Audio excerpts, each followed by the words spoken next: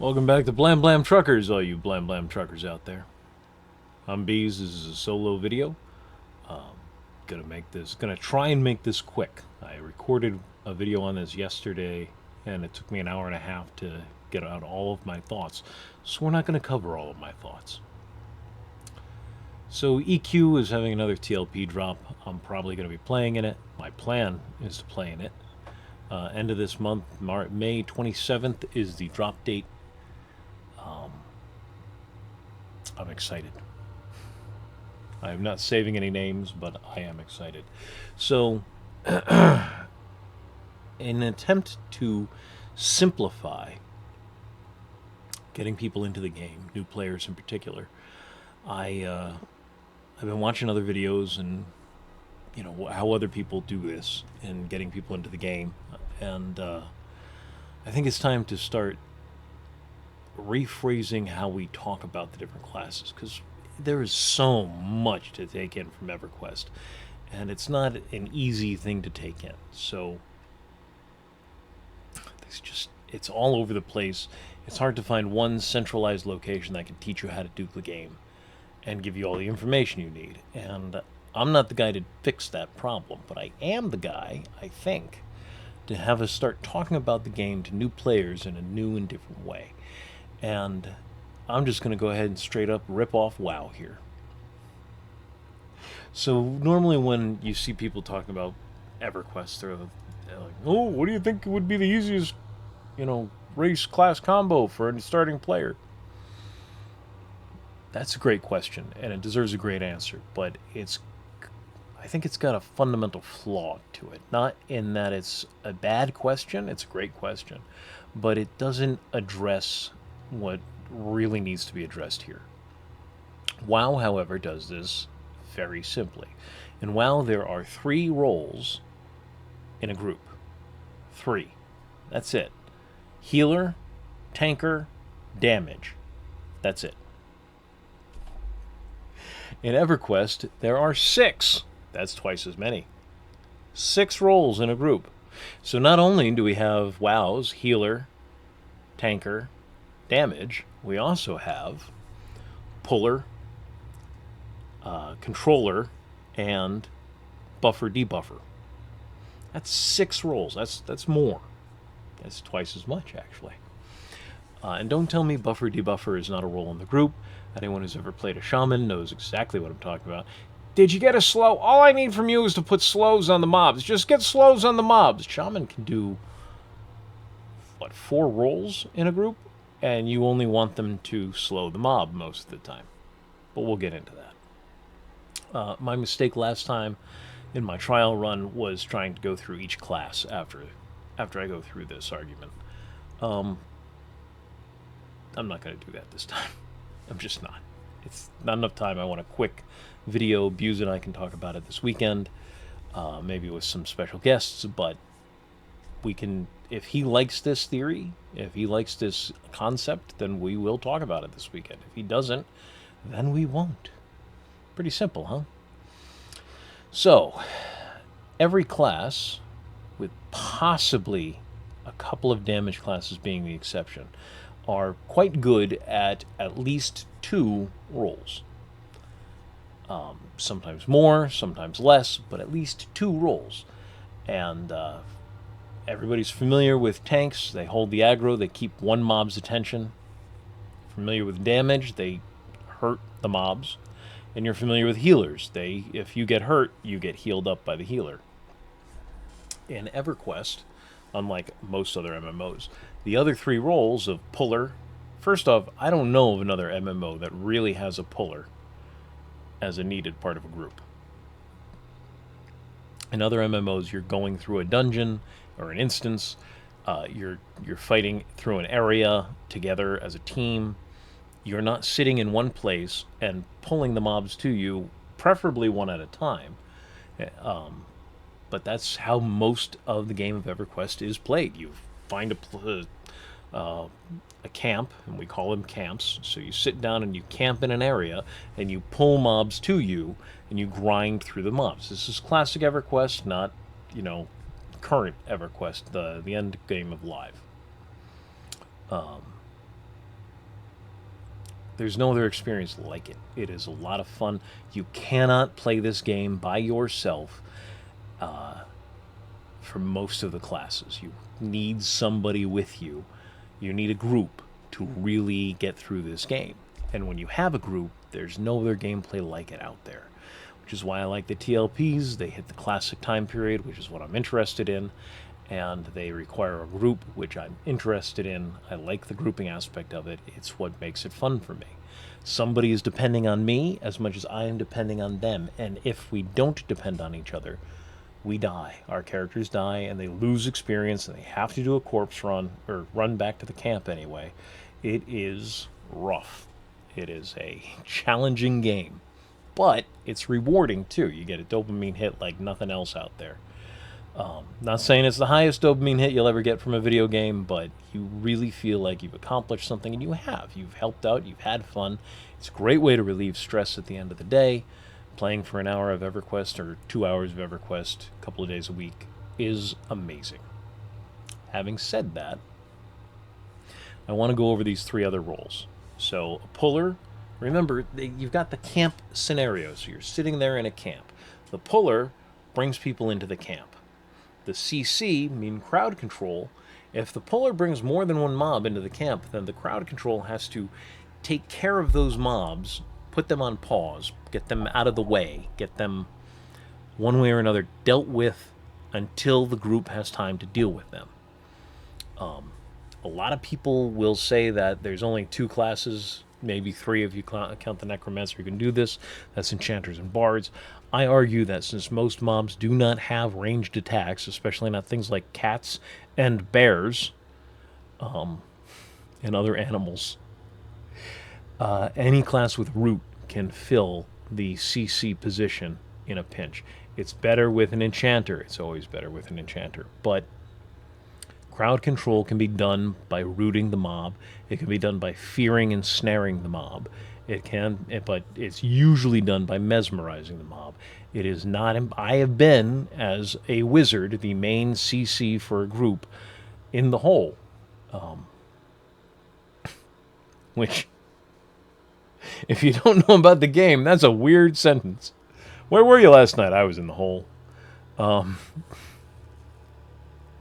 was really fighting pretty hard in the hole. It was rough. The hole is one of the highest level zones in Classic.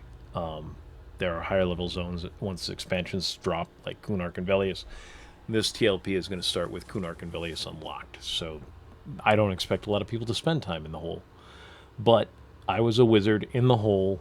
Our enchanter was down, and I was the CC until we could get the enchanter back up, and we didn't have somebody who could res. So those are 2 of the new ones. It's crowd control, which is huge. Every group needs crowd control. Puller, almost any class with excellent crowd control, like an enchanter, anyone can pull. Without it, then you need specific skills that help you pull one mob at a time. Mob means monster. Actually, it means mobile object, but for some reason we just use it for it almost exclusively for whatever we're fighting. Okay, so the 3rd role is buffer debuffer. Okay, these are the guys that make you stronger with spells, and that's a significant boost in EverQuest. So in WoW, the buffs you can get are few and far between. Let's think about this. Priests get like 2 or 3. The spirit buff, this is classic WoW, because I don't keep up. So you've got the spirit buff, and you've got the stamina buff. And I think there might be another 1 or 2 here and there that are short term. Those both last about half an hour. Druids get a Thorns buff, which is a damage shield. If somebody hits you, they take damage. And they get a buff to all stats. Paladins give an aura buff. Anybody in their group, they can run an aura that everybody gets, and then they can buff individual things. Blessing of Kings, Blessing of Strength, Might, Blessing of Wisdom, stuff like that. But you can only put one buff on each person at a time as a paladin. They're exclusive, and you can have your aura up. But the aura is mainly for your fighting style, and anybody else who happens to get a bonus from it in your group, great. Shaman in WoW are the ultimate buffers because they can put the totems on the ground in Classic and get out 2 or 3, 4 at the most buffs, 1 for each element. There's 4 elements. Buffing is not a major part of WoW. Debuffing is not a major part of WoW. Both of them are significant aspects of the game in World of Warcraft. So, Shaman in World of Warcraft, same name as WoW, but, EverQuest did it first. Shaman are ridiculous buffers. They can buff every single stat you have, and then some. And they can debuff. They can slow the mob, and they can make them less resistant to damage. They can weaken them. They can, when I say slow the mob, I'm talking for Shaman in particular about their attack speed. There's all sorts of debuffs you can do in this game. You can slow down their running speed. You can reduce their stats. And there's a bunch of different ones to do that. You can reduce their damage resist to different kinds of magic. Those are the main debuffs we're looking for. Damage reducing buffs, or damage resistance reducing buffs, and slows, both of their feet and of their hands. Their movement speed and their attack speed. So this is a role in the group. You want a debuffer. The debuffer is the one role you can get away with not having, but it makes the game go so much smoother having a debuffer in the group. Especially for attack speed, because if you're slowing down their attack speed, then you don't take as much damage. If you're slowing down their damage resist, the people who do that kind of damage do more damage to the mob. It is speeding up the fight. It is a significant role. I don't know of another MMO that really focuses on buffs and debuffs the way EverQuest does. Parts of City of Heroes. But that's a whole nother... Don't worry about that. Fun game. Really enjoy it, but it's a whole nother conversation. So where are we at for time? Doobie and doobie-doo. We're at 12 minutes. So my argument is that these are the 6 roles. There are 6. And when you're making a character, when you're choosing your class, what you really want to be looking for is the 2 roles that really appeal to you. And is there a class that can handle those 2 roles? So let's say you want to tank and heal. That's Paladin. So let's go to humans because they have the access to the most classes. And Paladin. Pop, Paladin. Paladins are holy warriors who get root, which I know that's more of a CC, but they get fears. They don't get a snare, but they do get root. And they get heals, and they can hold aggro with their stuns. They get stuns. Stuns is another form of crowd control, but it also raises the aggro very fast. They're built to hold eventually. By level 30, you paladins out there are good, solid tanks that are good at holding aggro. That's what tanks do. They not only hold the attention of the mob, the aggro of the mob, they also are able to mitigate that damage. That's what tanking is. But if you also want to be able to heal, paladins are the 4th best healer in the game.